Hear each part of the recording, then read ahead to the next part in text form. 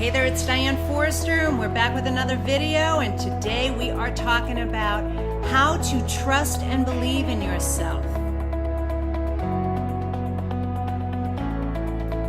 This is part 4 of a 6-part video series we are doing called Change Your Language, Change Your Life. And today we are talking about replacing your trepidation with trust instead.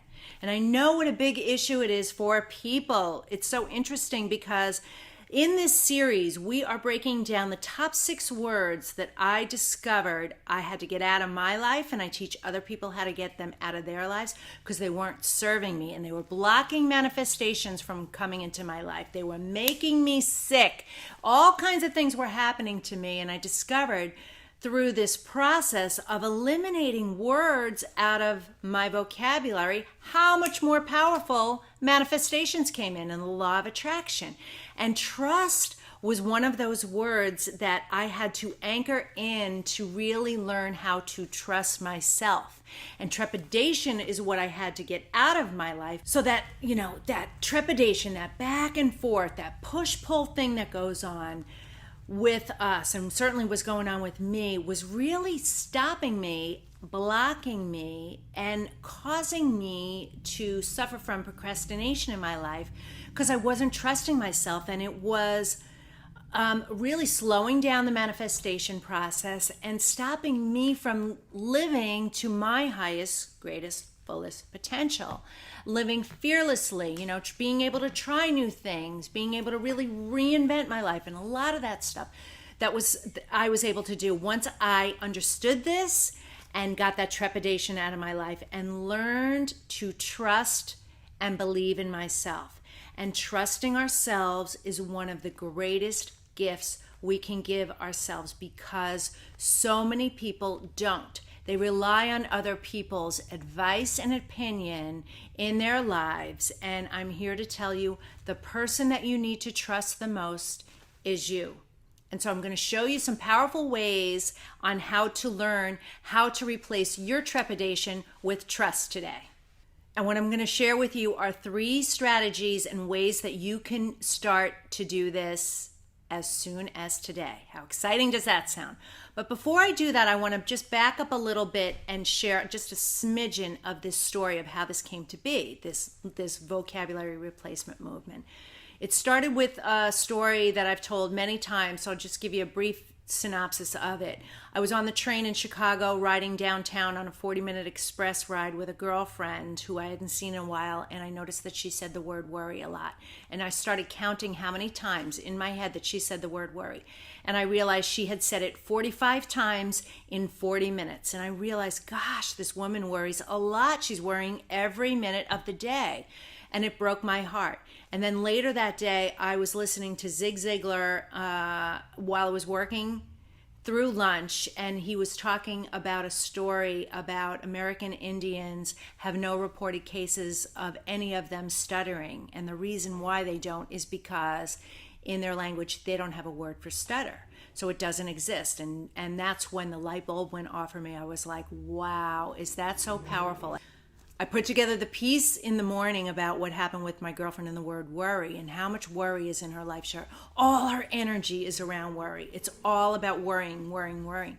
And then I realized what Zig had said about this word of stuttering not existing. And so then I started implementing this vocabulary replacement process in my life, and people call it reframing and other things, but it's really empowering. And what I discovered is if you are someone who believes in the law of attraction, studies the law of attraction, is into manifestation or curious about manifestation, then you're going to really want to pay attention to this and this series, because if you're not attracting all the things that you want in your life as quickly as possible, there are telltale reasons why, and I can promise you one of the reasons why is your language. And so a classic example of this happened to me just this morning. I received a text from a girlfriend who has a lot of change going on in her life and has had a lot of change going on in her life for several years. actually, in many ways, our lives kind of parallel and mirrored each other in a lot of ways. Our journeys through, divorce and reinvention and all of this stuff. And what she said in the text was that she can't, can you believe this? Here I go again, something else bad happening to me. I wake up every day and I say to God, what else are you going to throw my way this day? Because you know what? God knows that I can handle it, that I'm really strong. And I immediately responded back with her and said, stop saying that immediately. You are attracting this into your life. Your words and language matter so much. And so I said, you are asking God and the universe for more of this every day because you say, come on, bring it on. I can handle it. What else can you throw at me? That was the exact wording. That was her exact vocabulary. What else can you throw at me? And I know, God's doing it because he knows that I'm strong. And so she's saying, I'm so strong, I can handle anything. Keep throwing it my way. So I've said this before many, many times, that the universe only knows one word and one emotion. And that word is yes. And that emotion is love. And so whatever you are asking for, this is how law of attraction works. And our language is so critical in this. So you got to be really cognizant of this. So think about the places in your life where the trepidation is stopping you from moving forward, and where you are not trusting yourself and that pull forward to really be going after what you want and living in childlike wonder and moving towards your goals, dreams, and desires. All right? So that's what we're going to do right now. So the number one way I want you to start replacing your trepidation with trust, and truly to trust and believe in yourself, is this. Each and every day you get to start fresh and new, brand new. It's a line from my poem I have today, which is in the front of my book. And so I have today to start fresh and new should be your mantra, because you do, because your future is not defined by your past. You have to create that vision of your future self and your future life in order to create it. So what I'm going to share with you right now, I learned from the amazing Dr. Joe Dispenza. I'm just obsessed with his work right now and his brain rewiring work. And he's done so many interviews and so many.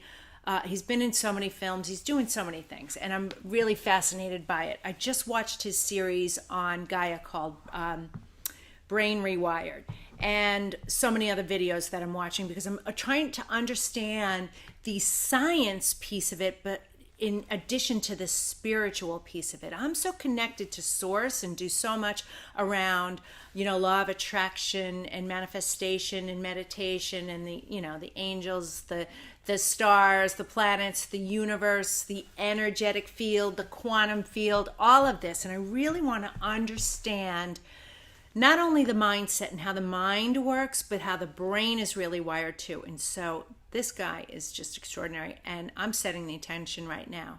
He's going to be on a future show. So Joe Dispenza, if you're watching this, I want to have you on I Have Today and share your brilliance with our audience. Okay.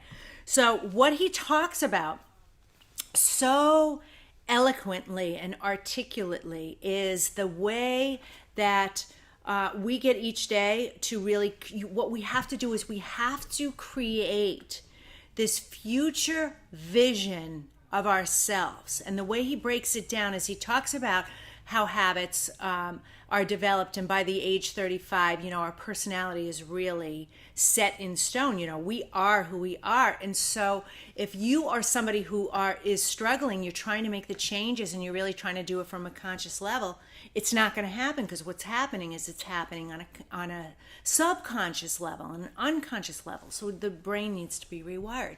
So in order to create a future personality, a future vision for yourself, you need to do a few key things. One of them is to really start a meditation practice and really allow yourself the quieting of your mind to be able to start receiving and allowing the information the dreams, the visuals of what you want your life to be. The life you want, not the life you have. And I talk about this a lot too. I do it in an exercise, create your dream life. And how you really do that is you have to create the specificity of the life that you want on paper, not the one you have, if one that you have isn't the life that you want, all right? So you got to be able to give yourself the opportunity to go to that future self and change your personality truly and change your state. That's how you have to do it. So you need to remember that your future self is not defined by your past. I was working with a client the other day, and she kept, I kept asking her to list the things she's grateful for, because she went to this dark space, and she said, you really need to help me with my self-esteem and my self-confidence today, in addition to time management and some other business building things that we were doing. We went right to that because that's what she was suffering with. I said, all right, tell me what's going on. And she started to share with me, and I said, where do you think that's coming from? We just went through gratitude with you of the things that you're so grateful for, and to really elevate her and raise her vibration to get her to that place. And she started talking about things from her past 30, 40, 50 years ago. And I said to her, why are you going back to that?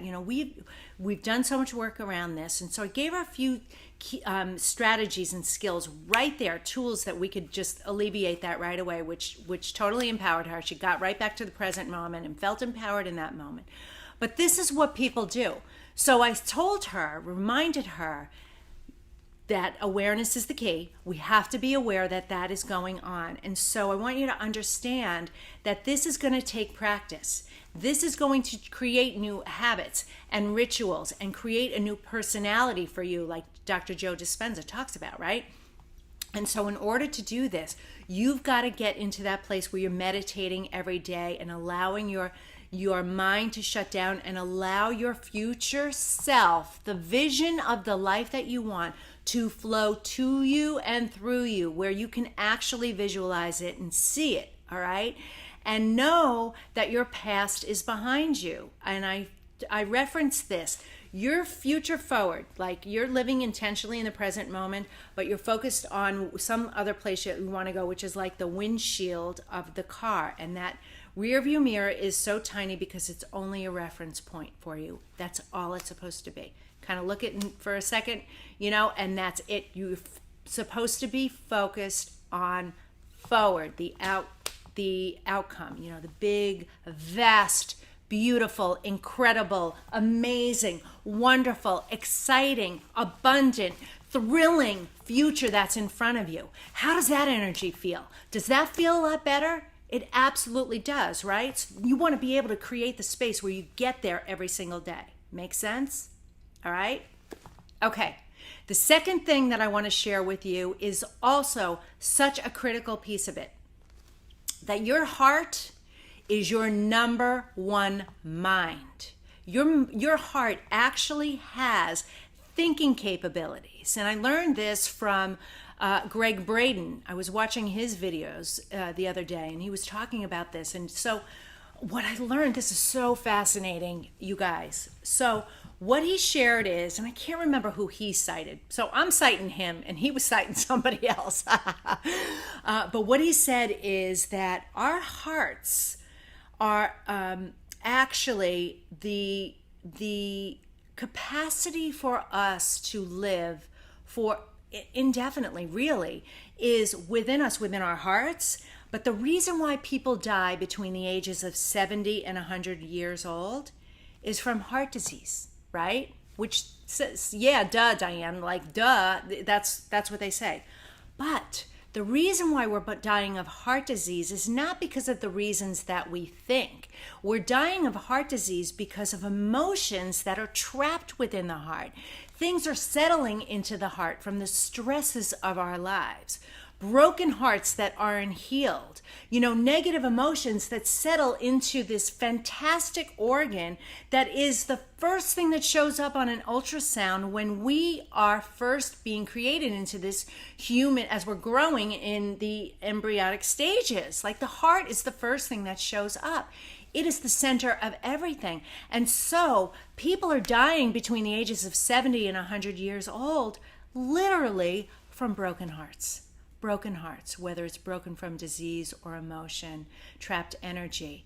Isn't that phenomenal? And so you have to understand that your heart is the first mind. And how does that relate to trust? Well, trusting in the epicenter of your physicality and your energetic field of the being that you are is what we need to do. And so when you live from a place of trusting what's going on in the heart, trusting that emotion, if it feels good, does it feel big? Does it feel warm? Does it feel expanded? Does it make you move forward? And if it doesn't, if it's making you feel small, then you have to trust that. This is going to help you trust in love relationships, how you can learn how to trust men again. Men, how you can learn how to trust women again. How you can trust your intuition about something, whether it's a person or a partnership or experience. Should I buy that? Should I go do that? All of those things. Trust your inner guidance. This is crucial. So stop that dance, that trepidation dance in things, and learn how to trust your inner compass, your number one guidance system, which is your heart. Now, the last key that I'm going to give you is also so important. These 3 keys today are, man, they are off the charts good stuff. And that is, you must know your worthiness. Worthiness is so crucial. And this is the thing that people suffer from so much.